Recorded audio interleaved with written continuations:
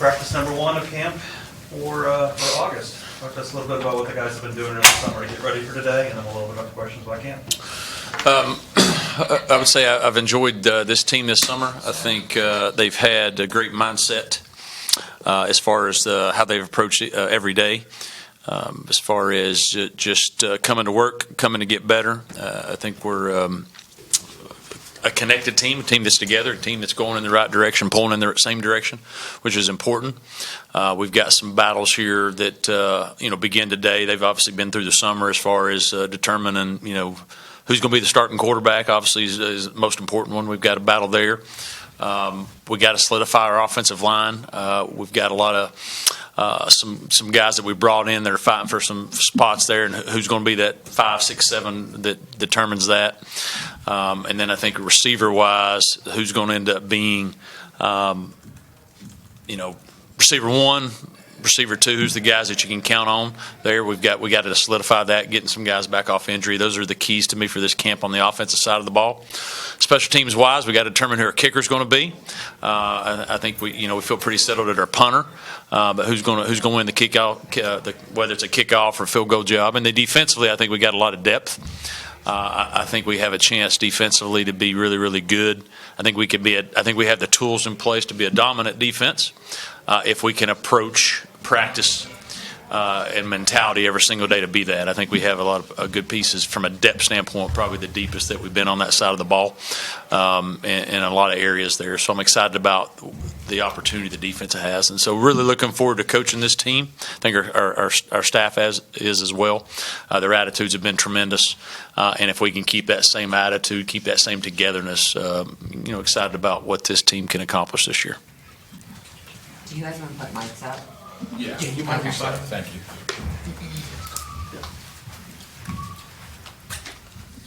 How we doing? Good. Coach, you mentioned how connected this group is. This time last year, what makes them different or more connected than they were this time last year?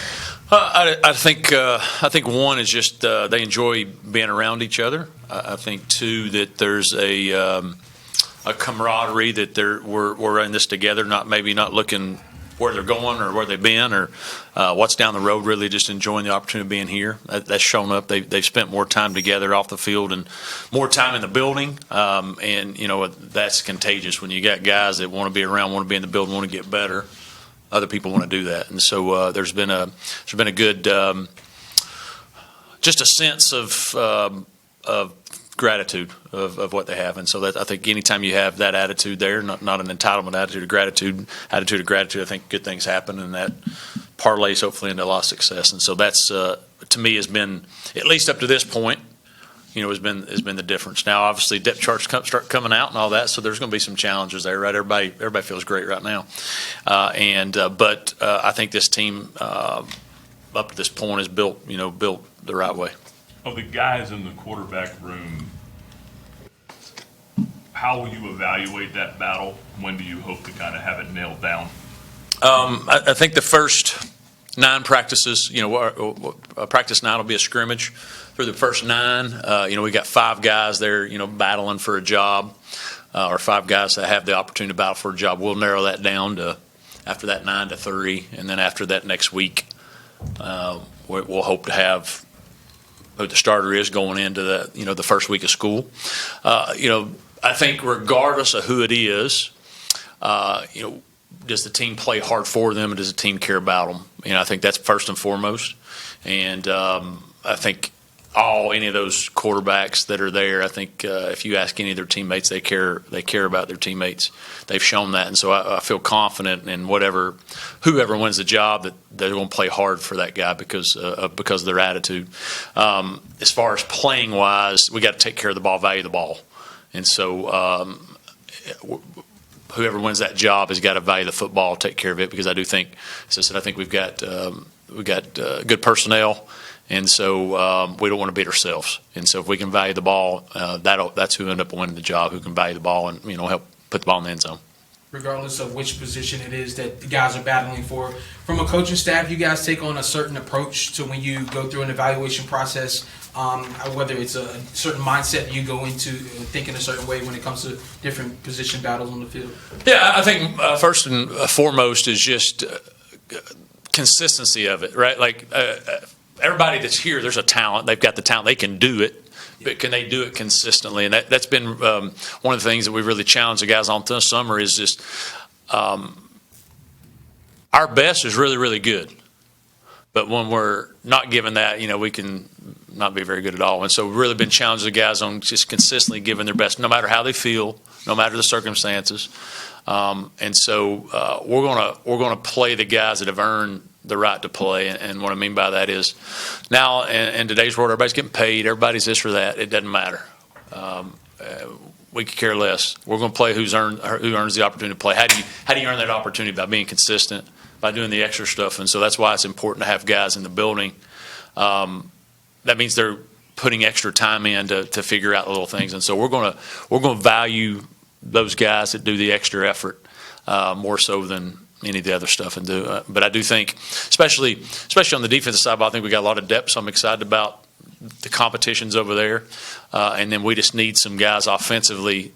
Maybe they've done it at other places. They've not done it here. We need them to do it here, if that makes sense. You mentioned the 5 quarterbacks battling for the first 9 practices. Do you foresee equal reps for those guys? How do you divvy that up and divide that? No, it won't be equal reps. We're going to base those reps based off of what's happened through the summer. The summer's been part of that. They do a lot of stuff on their own, and we're able to do certain things with them. And so we've kept track of different things that we can't keep track of. So we have an idea of how those reps are going to be. They won't be equal for all 5. 3 of them will get similar, and then the other 2 maybe not as much. So you got to make the most of those reps you get. But more importantly, you got to make the most of the reps that you're not getting and what you're observing. And then they'll all be put in certain situations throughout practice. And then you have an idea as a coach based off of what you saw through spring and what you saw through the summer, what it looks like as far as maybe not one, but who's those 2, 3 that really have shown they can handle it, and then you go through it, and then you narrow it down from there. But it won't be equal reps for all 5. You can't do that. 3 will get close to equal through the first 9. 4 and 5 won't. They'll get some, and then after that, you have to really focus on your top 2 to get them ready for the season, and who's going to win the job. When you mentioned the offensive position groups, I didn't hear running back in there. Do you feel pretty good about what you have in that room in light of losing a guy like a Quentin Cooley, and just talk a little bit about that room? I do think there's some good talent there. That's probably just an omission by me. It's a good word I use. There's probably just an omission by me, but I think there's some good players there. I think the challenge is with that group. Because of the backs that we've had previously, most of them hadn't had a chance to really do a lot, and so whether we brought some guys in or we've had, Caden Wibbs is a redshirt freshman who we think has a chance to be a really, really good player. He's just not played. And so I do think we have some good players, just not a lot of experience. And so the challenge with that group is gaining the experience while we're playing. Can they keep, if they have a bad moment, can they overlook that bad moment because they don't have the experience necessary to? That's going to be the challenge with that group. But I do think there's some good players there. Julian Gray is a full-time running back for us now, and so adding him in there. So again, though, he didn't have a lot of experience at running back. He's got experience, but not. So once they gain that through fall camp and doing some of the things, I feel like we have a chance to have a good running back group.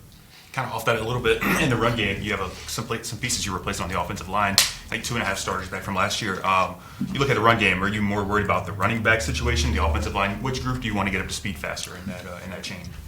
I think it's about both, because they're like piano keys, right? The offensive line is the white ones, and the running backs are the black ones, right? They all need to be doing well for us to be successful. We have some experience at offensive line more so than we have at running back. So I'm hoping that the O-line can come along quicker because if they can come along quicker, then that allows those running backs and maybe some of the experience to feel more confident because we're playing better up front, right? So ideally, I would love to say, hey, the offensive line is clicking, the experience we have, and the guys that we brought in that played at other places, that chemistry happens quickly, and so now they're playing at a high level, and those running backs have more confidence because we're being able to really block people up front, and so I think that goes hand in hand a little bit. That makes sense. But I like the group that we have up front. We just gotta find what those pieces where they go, and then we're going to be counting on some guys that just got here in the summer. Just got here. They're going to have to play, and they're going to have to play well. And so, how quickly now that the pads come on here, how quickly they can do the things that we need them to do to be successful. We'll determine that. Because in the summer you can't do that stuff. So they look great in shorts, right? But we'll see what happens with the pads. What is the tentative plan for Vaughn Blue and Darius Copeland, those two guys specifically? Darius is coming off his injury, so Darius is going to be limited through camp to keep his health as best as possible.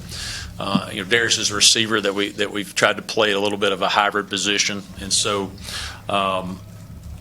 he'll probably focus solely on receiver until we can just hopefully that he's completely healthy. We got a plan to get him there.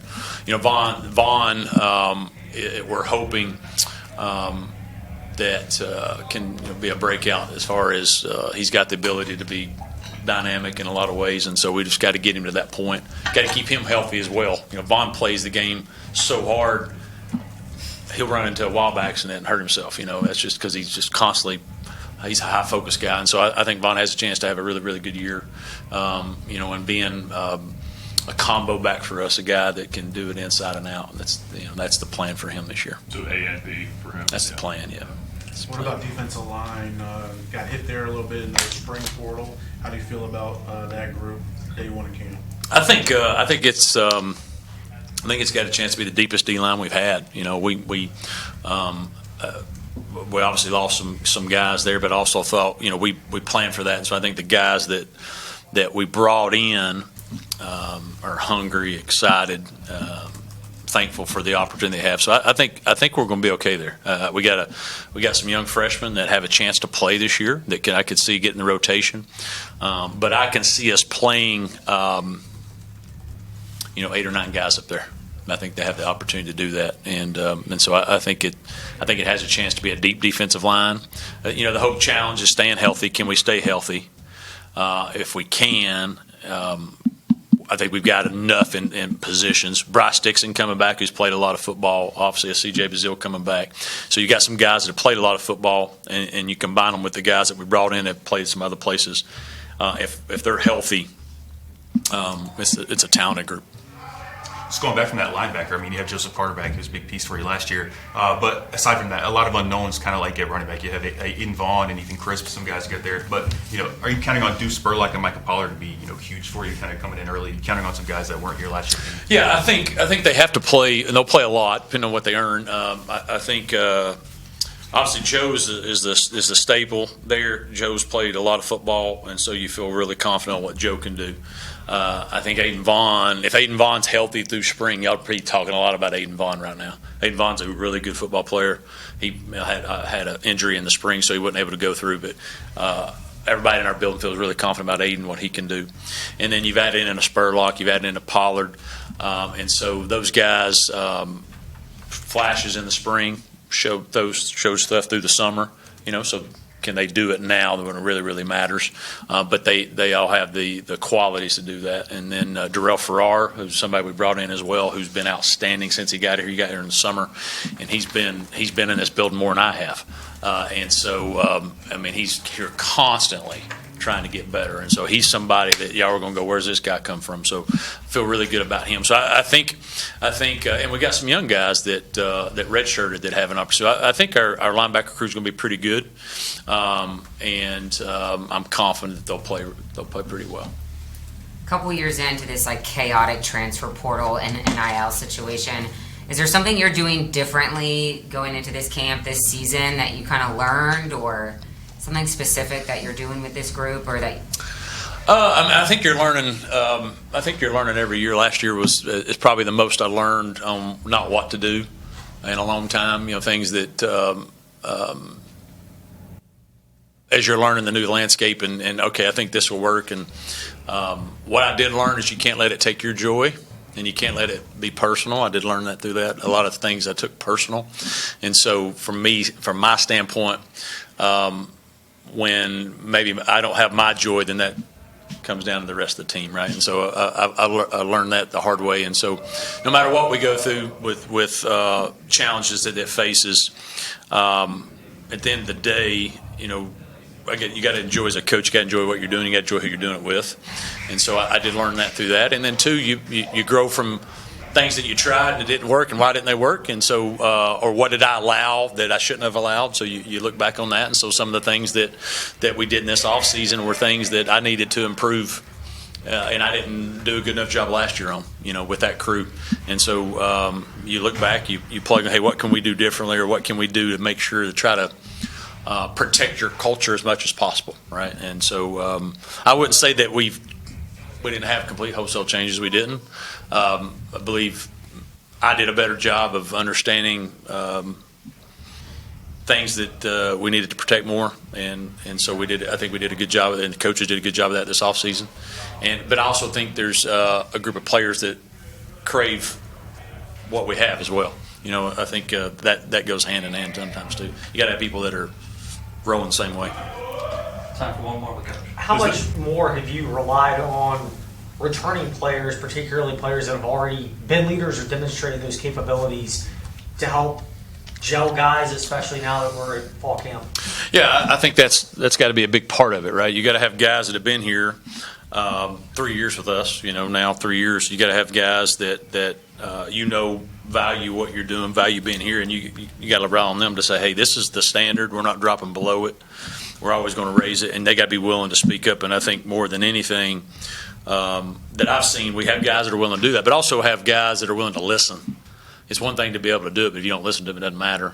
And so, but I do think the guys that have come in, I think the guys that were younger, they've been more willing to listen, more willing to be a part of, hey, this is how we're going to do things. And that's been I think the funnest part for coaches being around is we do have a group of young men that are excited about what we're doing, excited about the opportunity they have, and they're willing to jump in with both feet instead of, why are we doing this? And so not had a lot of whys this year, which has been nice as a coach.